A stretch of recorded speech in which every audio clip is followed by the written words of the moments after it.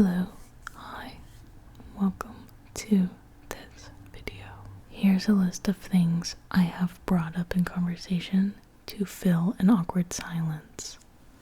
The McDonald's menu, cat circuses, the fact that those little mini oranges are actually really peelable, and their marketing is really good because they're definitely peelable and easy to eat. Long John Silver's. What is going on there with Long John Silver's? It's hard out there. It's really hard. You're at a party and oh god, and you just get through it. I understand. Not only that, okay, say you're shining, your best self is coming out. You're just belle of the ball. How do you continue those relationships? Like, I just went to a party the other day, like a week ago, and I saw people that I had gone to college with, and I saw them at this party, and then I saw them the next day out in the world. It was like a weird, like, wow, we're really seeing each other 2 days in a row. Unheard of nowadays. But I was like shocked. And by the time we were in the second day, we've had all of this history in college, deep conversations over drinks. We're at this party together. Everyone's like, oh, it's so good to see you. And we run into each other outside in the real world, and it's like we're strangers. And I was so irritated because I was like, I know so much about you, and you're pretending like, oh yeah, good to see you, and then like walking away. Like, what? But I zoomed out, and I realized, it dawned on me that I do pretty much nothing to maintain my relationships with people, to help upgrade them from acquaintanceships to real friendships and relationships. And it kind of blew my mind, where I was like, oh, I might have a long-term systemic problem with building intimacy into my friendships. Like, opening up to people, just getting somewhere more than just being like really, fun with them in the moment. So anyway, in this video, I'm going to talk about the acquaintanceships who their behavior was so wackadoodle that I could not be friends with them, right? And I'm just going to be generous to that. And I'm going to talk about my behavior. Stuff that I've been doing that's just not been working for me. And I'm going to talk about things that I've read recently that I was so bothered by my own behavior that I had to buy a book, and I read a book about like how to have relationships with people, and it was so good. It was so good. And it's called The Laws of Connection, was by David Robson. I took notes. The Laws of Connection, and in the book there's like 13 laws of like things to do and not to do. And I actually went to a party recently and I tried some, and it really helped me like connect with people who I don't think I would have connected to otherwise. And I'm going to talk about like specific things that I do. I thought that maybe the best way to structure this video is like literally list the laws. There's 13 of them, and then some of them I want to elaborate on and describe the situations I have been in where I'm like, I know that's true.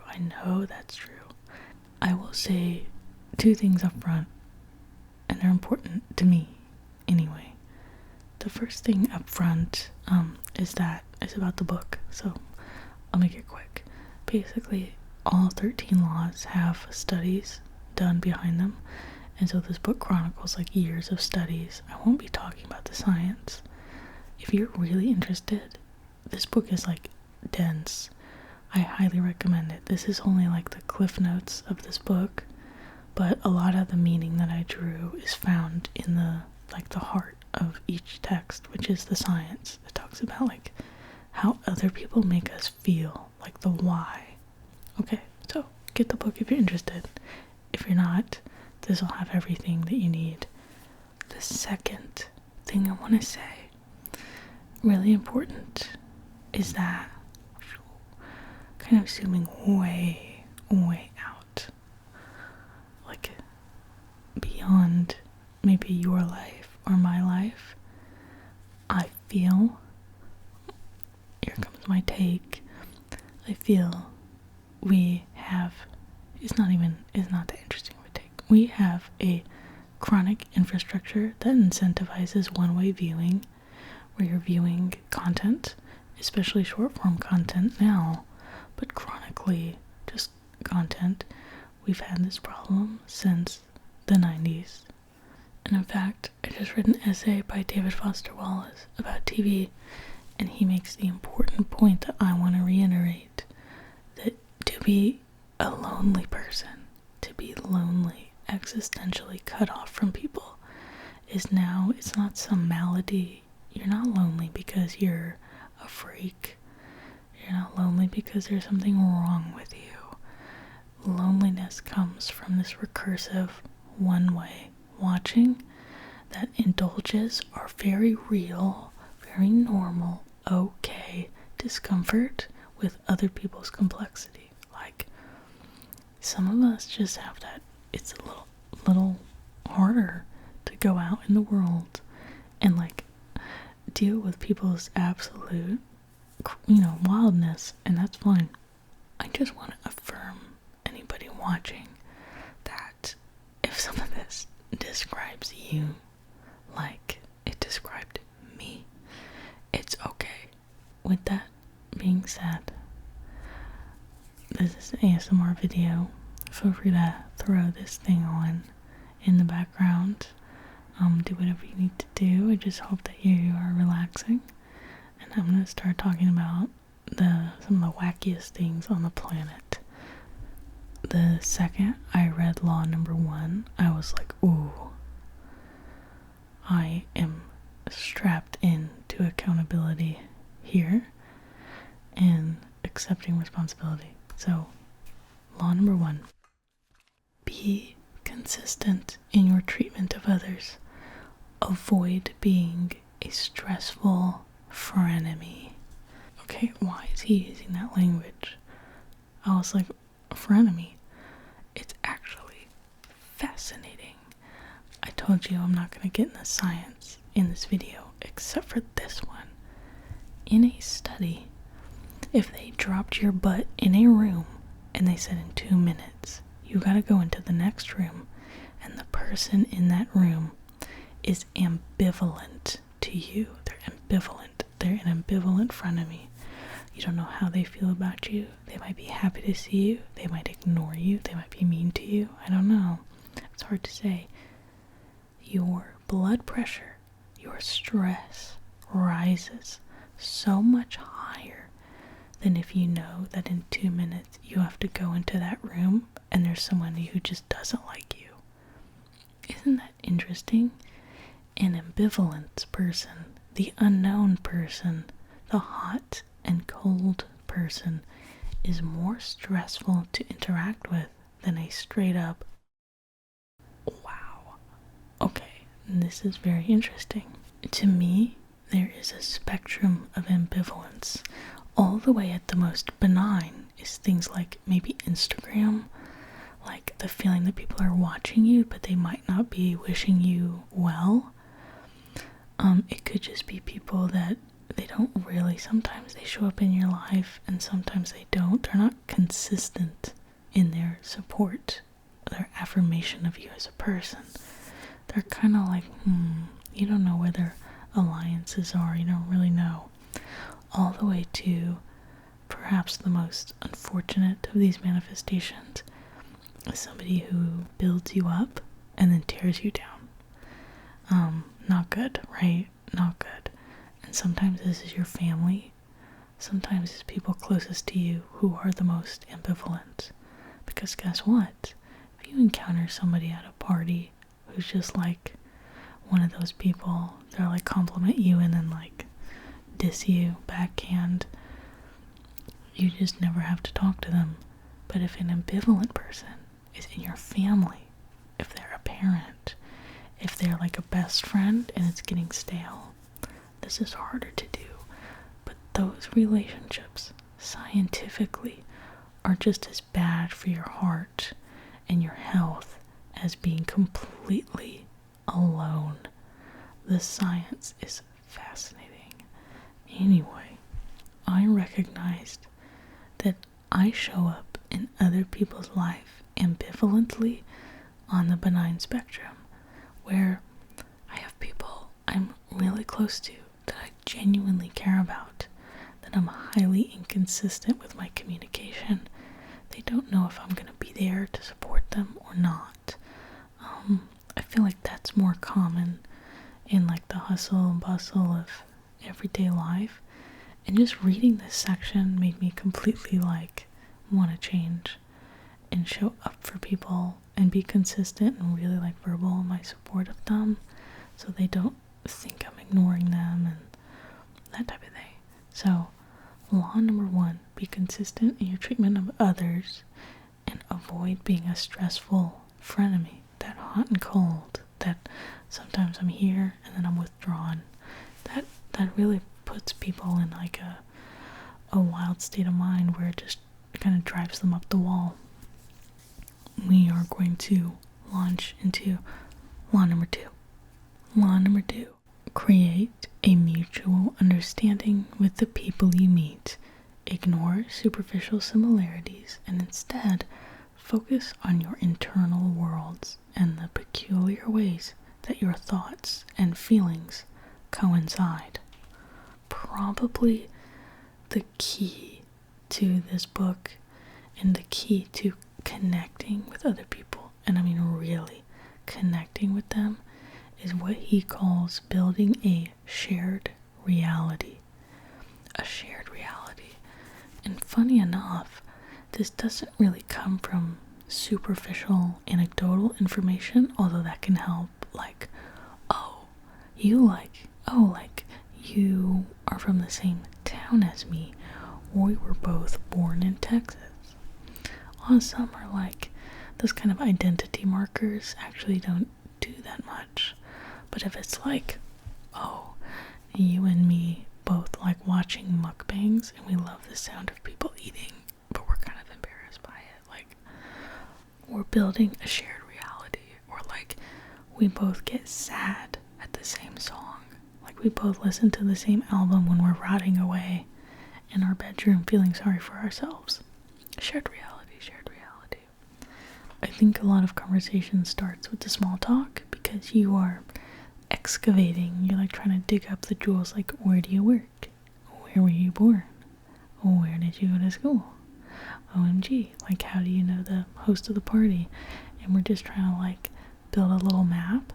But once you have a sense of that map, you should feel absolutely comfortable going like really off the charts and going kind of deeper in there. You know what I mean?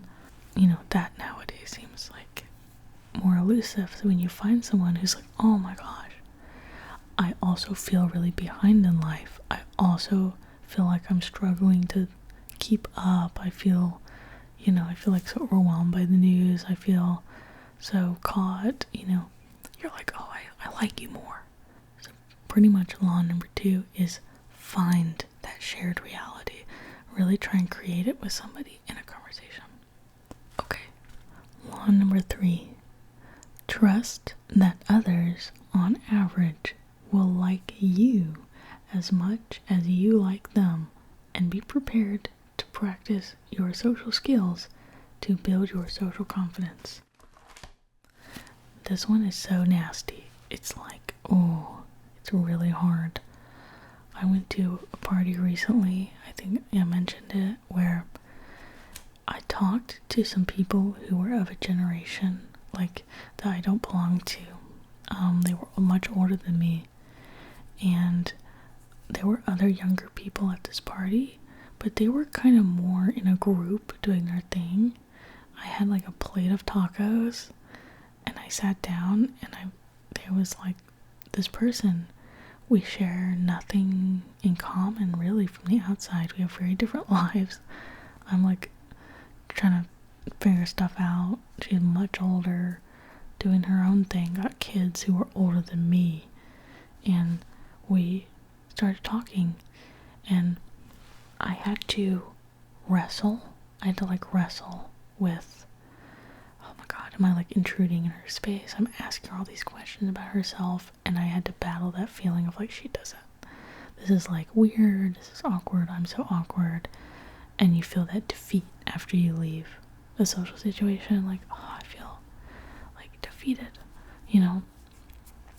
But then she leaves the party later. You know, we'd like gone our separate ways in the party, and before she left, she came up to me and she was like, I just want to let you know, like, I loved our conversation, like, it was so great to meet you and stuff.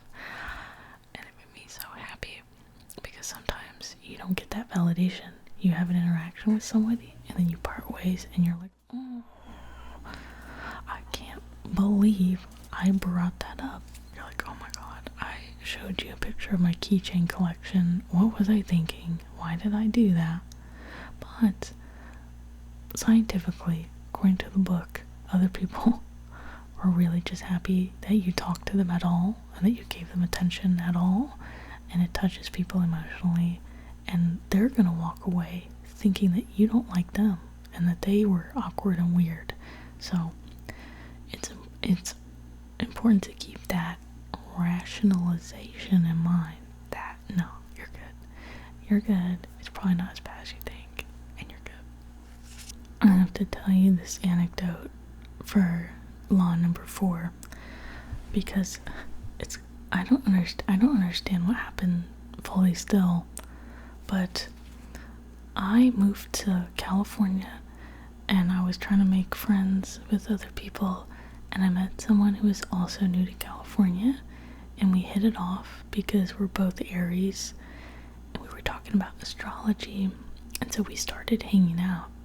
Like, we'd invite each other to things like building a friendship, and this thing kept happening that made me feel, I don't know, just so complicated about it. I wear all black. Usually I wear black. I've never really thought about it. It just is. And she would notice all the time the way I was dressed, and she would say, why do you wear all black? And she'd ask me, and I'd say, you know, I don't know. I mean, I like the silhouette. It's pretty simple. I don't know, I guess I like goth music. I listen to a lot of metal, a lot of rock. It's part of the culture. I don't know, I went to art school. I just like it. I just feel really good in it. I love it. And she would hear that answer, and she would say, she wore a lot of color. She would say, like, I don't know, she would say, I have a relative who wears all black, and she's just not, like, doing well. She's, like, really depressed. Like, are you depressed? And I would say, no, I'm not.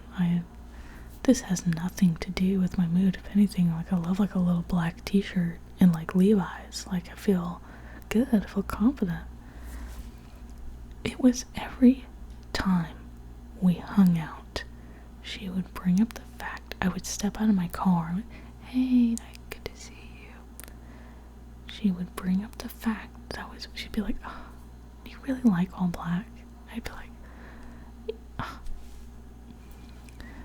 It turns out what I think was going on is that she had really struggled to find herself against this other person's presence in her life, and she viewed her family members wearing all black related to her family members, like just playing video games all day, really, taking substances and not doing anything with her life. And my new acquaintance was like, I'm gonna wear color, I'm gonna be more outspoken, I'm gonna leave my hometown, I'm gonna leave that person behind and I'm gonna thrive. So then she meets me, who wears all black, and it challenges this equivalence she's made with wearing color. Like, to her, she's making these choices so she can grow, but at the cost of alienating me, who I'm not going through that struggle. I don't need that. I know who I am. So I'm vibing, I'm having fun, I'm wearing my black tee. I listen to my rock music in the car, eating a Slim Jim, like, I know who I am. But this new friend that I was trying to make just couldn't stop interpreting me through this lens that she had built to protect herself, and I had to stop contact because it was okay, but it was getting too much. Like, almost like her interactions with me were either she was like using them to affirm her narrative, and I just like stopped texting her and I wouldn't reply. Like, I didn't know how to get out of it. And it's just law number 4. Like, this is just law number 4. Let me read it. Law number 4: check your assumptions. Engage in perspective getting rather than perspective taking to avoid egocentric thinking and misunderstandings. This one is beautiful. I really like this one. Perspective getting rather than perspective taking. Sometimes you just think you know somebody. You're going to a liberal arts college. This happened to me once. I just thought, I don't know why, I learned that somebody in my social circle was kind of like a really hardcore Christian, like really into God, and everyone else around me was a little more kind of spiritual, a little more like things are fluid. I was kind of into like the scientific conception of God being like kind of a universal material, but this person was like into the Bible, and I had to check all my assumptions at the door when I got to college, and I realized I was surrounded by diversity, but I was engaged in this egocentric thinking where, like, I thought everybody was coming from the place that I was coming from. Like, aren't we all glad we got away from our, like, Bible Belt towns? Turns out I was surrounded by people with very complicated political views. I was surrounded by people of many different faiths, and I learned to like stop and just listen to people. In the case with that acquaintance, I was not being given I was being given the opportunity to explain myself and why we're black, but it was not being listened to, and I just got sick of having her kind of egocentric conception of what healthy behavior looks like and what healthy people dress like or how they carry themselves. I got so sick of facing that paradigm that I had to just cut off contact, and that's a relationship we did not build. We didn't get to have that point. So I love number 4. I think 4 is really easy for everybody to slip into, and it's good to keep in mind to ask somebody how they feel and really listen to them before assuming that we have this thing in common, or like just because I meet someone else who has a gay identity, interesting, you're also a queer person, does not mean we are politically aligned at all. It's better to ask. It's like, how do you feel about the presidential debate? How do you feel about this YouTuber or that YouTuber? Just assume that they watch the same stuff as you. So, such a slam dunk of a law. Let me tell you, these first few laws are like the heavy hitters. They are great. They get more specific, but these are the basics. Like, if you don't listen to any of the other ones, the first 6 are gold. Number 5, also fantastic. Let's read it. In conversation, demonstrate active attention, engage in self-disclosure, and avoid the novelty penalty to build mutual understanding and contribute to the merging of our minds. This one is a really careful one. In conversation, it's saying you want to actively listen to people. You want to engage in self-disclosure, meaning you're not talking about yourself. You're not talking about the self. The self, you, are disclosing things that are like very intimate and personal as they relate to the conversation, not inappropriately, but folding those into the fabric of the conversation to make the other person comfortable and to show that you're interested. And then you also want to avoid the novelty penalty. We've probably all faced the novelty penalty and been guilty of it. The classic example is hearing about somebody's vacation. When they pull out the pictures and you just gotta look at all the pictures of the stuff you didn't do, a place you'd never been, and the trip that you didn't go on. And the novelty penalty refers to being kind of talked at. When somebody is like just going off about their life and their interests and stuff, not including you, just talking at you. That's the novelty penalty. And it's fascinating. He talks about the vacation scenario because it's a classic. And he talks about the way to make that not a novelty is to maybe, instead of going into, and then we went to this restaurant, and then we ate this food, and then we rode a dolphin and flipped around the moon, and then we came back to our hotel, and it was just great. It was the nicest hotel I've ever seen.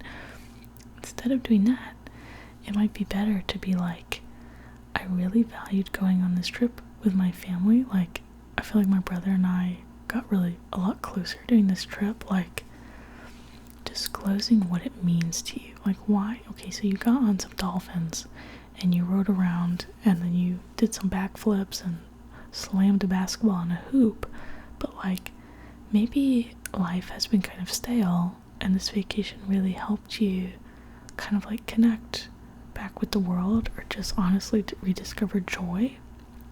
Okay, that's more interesting. Say that to the person. Don't just list off what you ate. You gotta say that to the person. And if you're in a position where somebody's like slamming you with novelty and just talking about themselves at you, I'm so sorry. Like, sometimes we get stuck with like a coworker who is chronically doing this, or like a family member who is chronically doing this, and I know how frustrating that is. I know it is. The best thing we can do is like try to avoid doing that to other people and being in that position. I love this law. I think it's great. It just asks you to tailor what you're saying in a way that's like packaged thoughtfully for the other person. And if somebody's doing that to you, that's a friendship you want to maintain. Like, that person is like interested in you and connecting with you. So I adore number 5. I think it's really smart. Let's go to number 6. I forgot to mention the worst possible version of like rule number 5 is, it's really mean. It might be really mean, but I call certain people black holes of conversation. That sounds so disrespectful. What I'm trying to say is I've known people in my life, they're like a black hole. You can take any topic of conversation and you can toss it over there. You toss it to them and it's just like, whoop. You will never see that topic again. They will not ask you any questions. They just like take it and just like talk about themselves. If you're like, oh my gosh. Like, for example, I read this super interesting book. Like, I really enjoyed it. It was like a New York Times bestseller. I didn't think I was gonna like it, and I like it. And you toss that to them, and they're just like, whoosh. And they're like, well, me. Oh, and then, yeah, I read this book. Oh my gosh. And then they take it away, and you never see it again, and it's gone forever. I met somebody once, I learned to avoid them. We had to be around each other a lot, but I learned to just like keep everything really short, because anything I said, they would take it, twist it, make it about them, and then run 5 miles with it, and I would just never see the topic again. And it would just be like, oh yeah, I won this award when I was, oh my gosh, it's a lot. Okay, number 6, let's go. Number 6, praise people generously, but be highly specific in your words of appreciation. This one was so hard for me. This is hard for me. I don't know why. It's so scary to do, like to compliment somebody or like tell them how much they mean to you. But it's so important and it works. It's so real. You have to do it. Like, everybody wants to be told those things. And I don't know why it's so freaky for me, but I've been doing this and it's been really working. So just giving people like genuine compliments, and telling people that you're already close to, what they mean to you, and that you care about them. It's simple. It's really simple, but it works. It does work. Okay, I'm gonna kind of breeze over number 7. Number 7 is be open about your vulnerabilities and value honesty over kindness, but practice both if possible. Pretty much, this one is just like how secrets eat away at you, and you want to be honest with people and build your relationships around honesty. And you want to be kind, but people can feel if you're withholding something from them and you're just being nice just to do it. People can feel inauthenticity, and authenticity is pretty refreshing. The vulnerabilities part of that is about authenticity. Like, instead of having to be perfect for everyone, a lot of the times if you admit your vulnerabilities, it warms people to you and makes them want to connect with you and makes them just feel better about your interaction, because it's about genuineness. So this law is about being authentic pretty much. Number 8 is also kind of interesting. I'm trying to apply it to my own life, and it's a little tricky for me, but it is: do not fear envy. Disclose your successes, but be accurate in your statements, and avoid comparing yourselves to others. Enjoy confelicity. I think confelicity is like being happy for somebody else, like you're both happy about the same thing. But do not fear envy. Disclose your successes. I was really trying to think about this. I wonder if you relate to it at all. Yeah.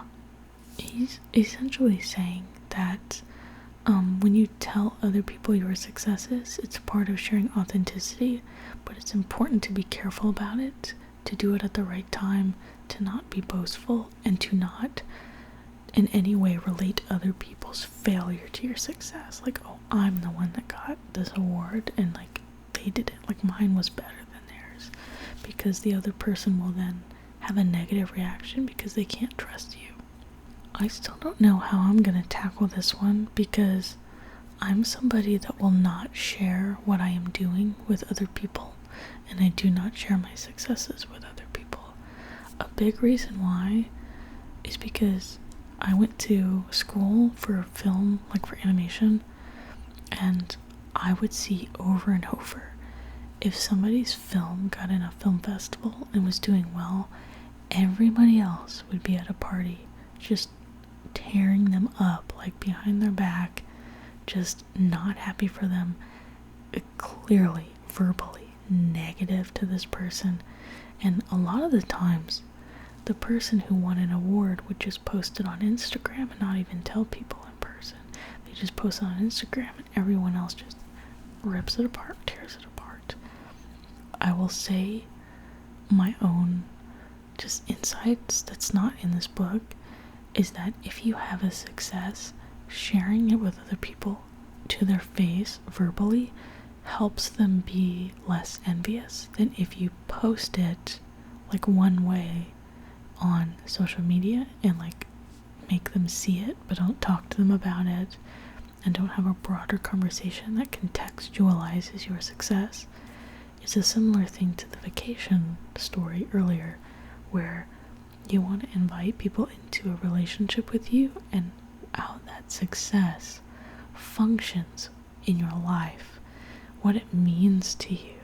Like, oh, I just struggled so long to make this film. I had a struggle, like I wanted to make sure that it was good, and having this success, winning this award or being in this festival has really helped kind of encourage me. If you tell somebody that to their face, they're more likely to feel that warmth, to be happy for you. That's my interpretation of number 8. I'm still really scared to tell people that. I just think in my head that it will make them not like me if I express that I think something in my life is going well. I tend to want to disclose what's going bad, or like what I struggle with, in order to make people comfortable. So TBD on number 8. I'm wondering how it's functioning for you, or if you think about this. Alright, law number 9. Ask for help when you need it, in the expectation that your pleas for supports can build a stronger long-term bond. This one's very fascinating. I wouldn't think about it on my own, but according to the book and according to studies that have been done, you can endear people to you by asking them for a favor that's like well within their capabilities, and they do the favor for you, and it actually warms them up to you. That people like to be asked for help, that they like to be viewed as capable of helping somebody else, and then that we just feel so much better when we help others. So instead of someone being like, if your request is reasonable, and it's properly contextualized, that we all feel better when we're generous. Our mood is literally higher if we spend money on someone else than spend money on ourselves. It makes us feel really good. So if you ask somebody for help and you're vulnerable, you've built that connection because you trust them and you've been vulnerable with them, and then they get to help you and feel good about themselves, and then that brings the two of you closer. This one is also not intuitive to me, and I am one of those people. I will not ask for help at all. And this, I haven't tried this yet. I've tried other laws, like just tried, that shared reality, building a shared reality, but asking for help is so vulnerable. It's so vulnerable. Oh my gosh. But this is a good law, I feel like, and the chapter that I read on it was really interesting about the way that people actually enjoy helping others. Law number 10 is really useful and really practical.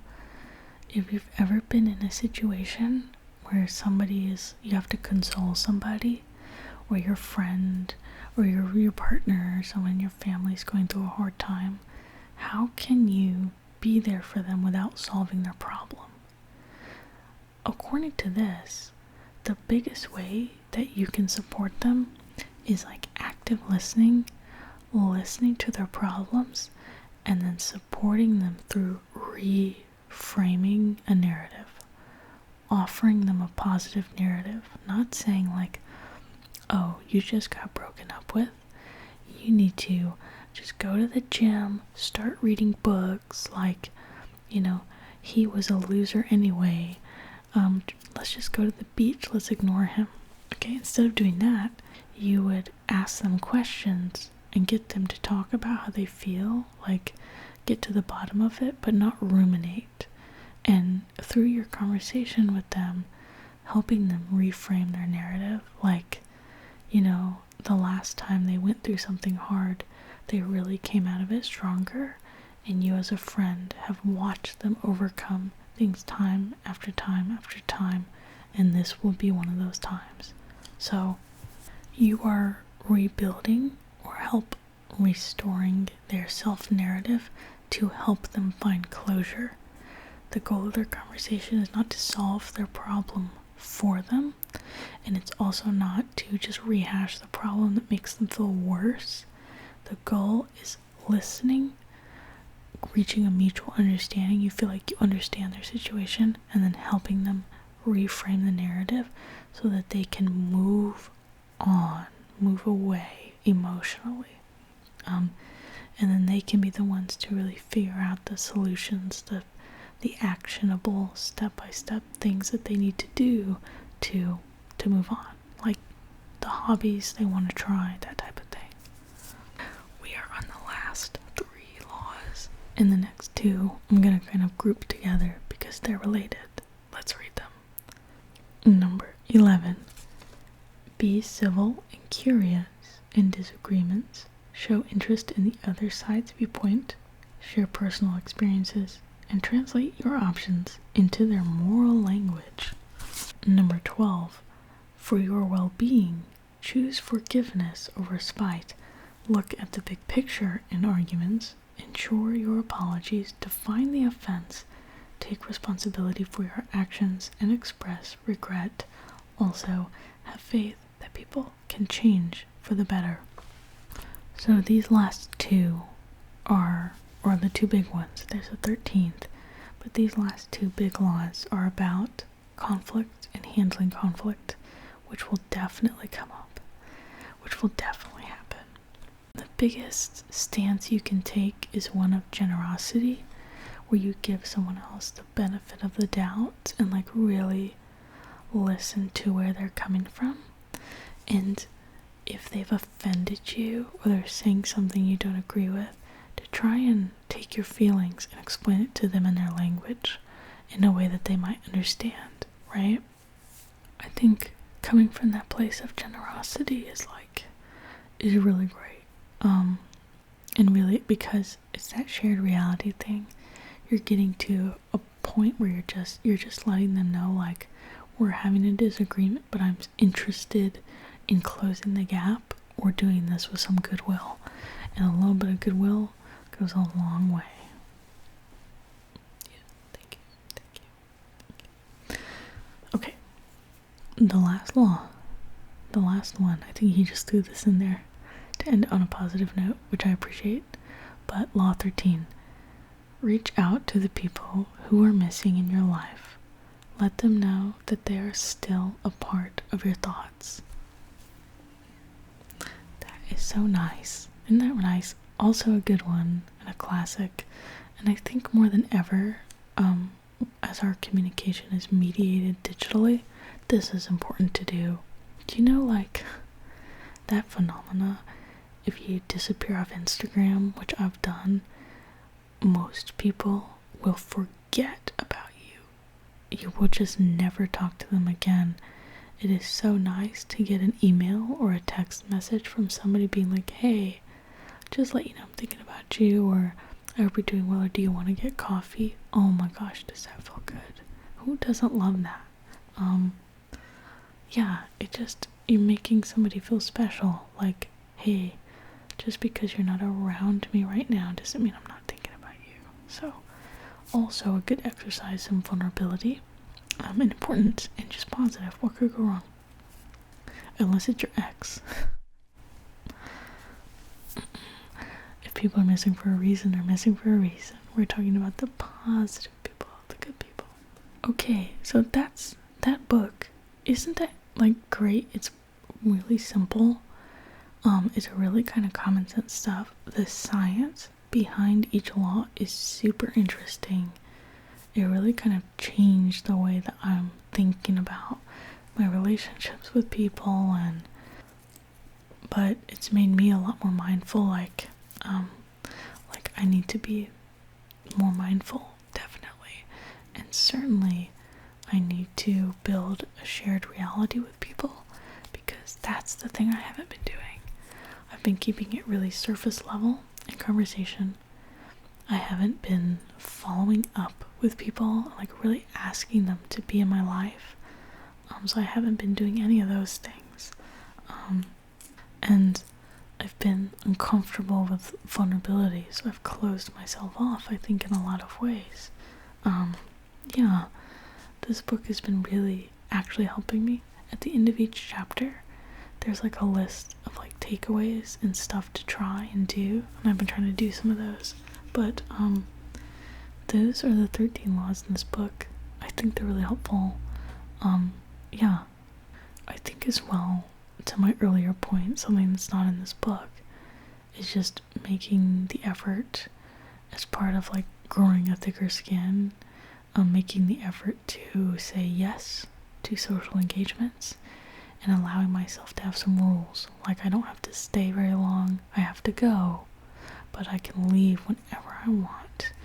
And when I'm there, like really trying to establish a connection with people while I'm there, and know that like I'm not allowing myself to clock out, to mentally check out. Like, I'm showing up to show up. And when the energy burns out, when I don't have it anymore, I leave. And I can tell people. And actually telling people has really gone a long way. Where I'm just like, I'm socially burnt out. You know, like I love seeing everybody, but it's my bedtime. I'm gonna roll out. And just maintaining that boundary has been really good.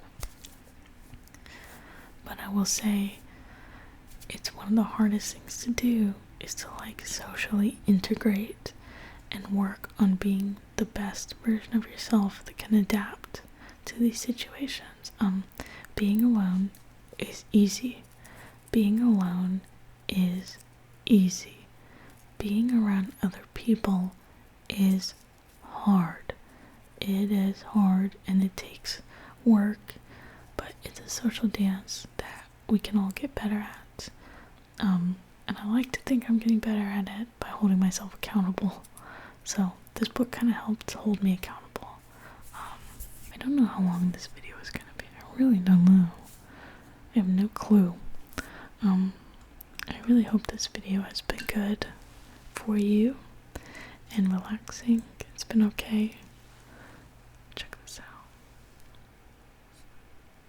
Yeah, check that out. I want to show you this before I go. I hope that wherever you are having a great day.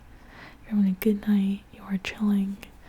The vulnerability is happening. The shared reality is happening. Yeah. Thank you so much for watching this video, and thank you, as always, for your kindness and your support and your connection. This is a social hobby. Feel free to email me. I've gotten some interesting requests that I want to do. So if there's anything you want to see, let me know, and I will see you